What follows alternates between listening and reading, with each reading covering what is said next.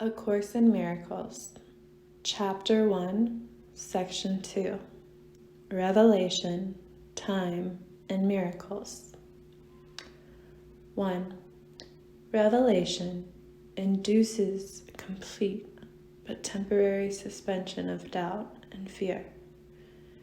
It reflects the original form of communication between God and His creations, involving the extremely personal sense of creation sometimes sought in physical relationships. Physical closeness cannot achieve it. Miracles, however, are genuinely interpersonal and can result in true closeness to others. Revelation unites you directly with God. Miracles unite you directly with your brother. Neither emanates from consciousness, but both are experienced there.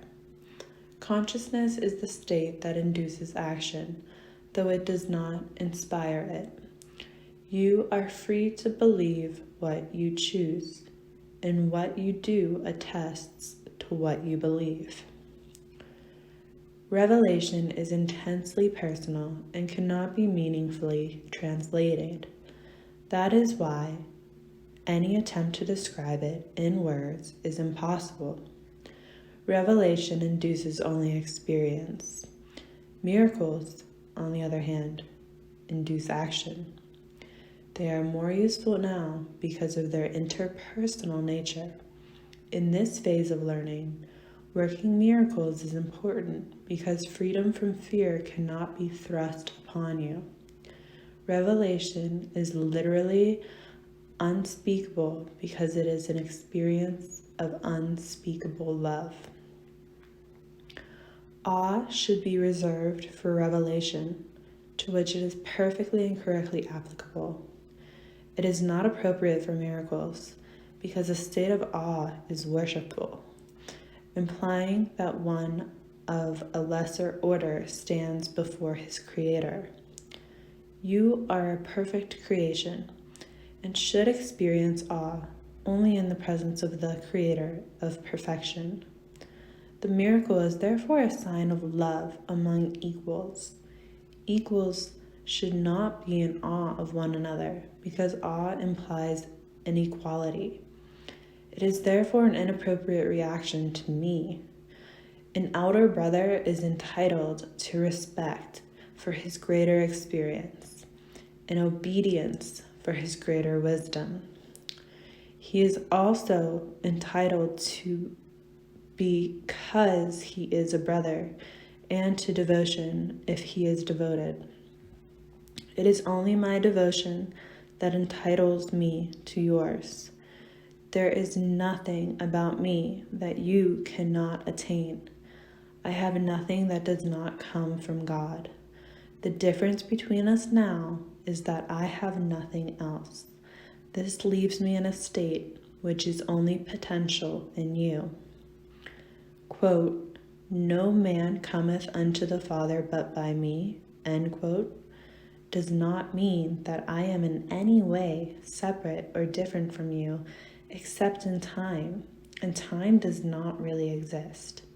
The statement is more meaningful in terms of a vertical rather than horizontal axis. You stand below me, and I stand below God. In the process of quote-unquote rising up, I am higher because without me, the distance between God and man would be too great for you to encompass.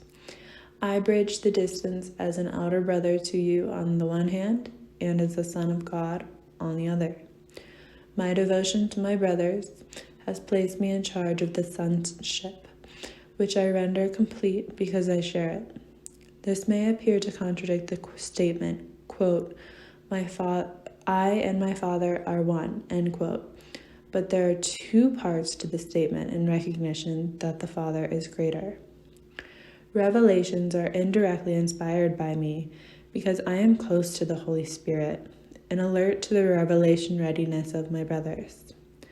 I can thus bring down to them more than they can draw down to themselves.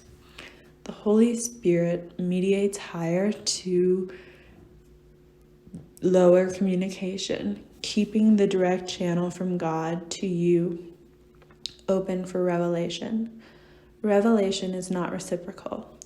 It proceeds from God to you, but not from you to God. The miracle minimizes the need for time. In the longitudinal or horizontal plane, the recognition of equality of the members of the sonship appears to involve almost endless time.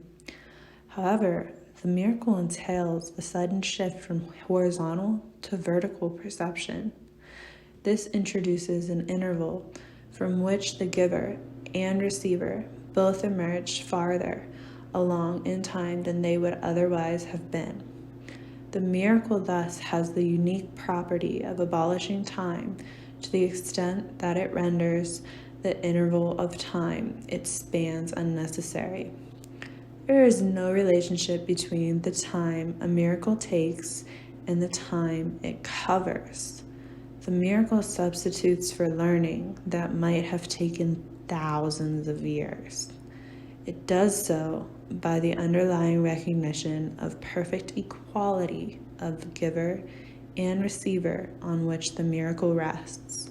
The miracle shortens time by collapsing it, thus eliminating certain intervals within it. It does this, however, within the larger temporal sequence.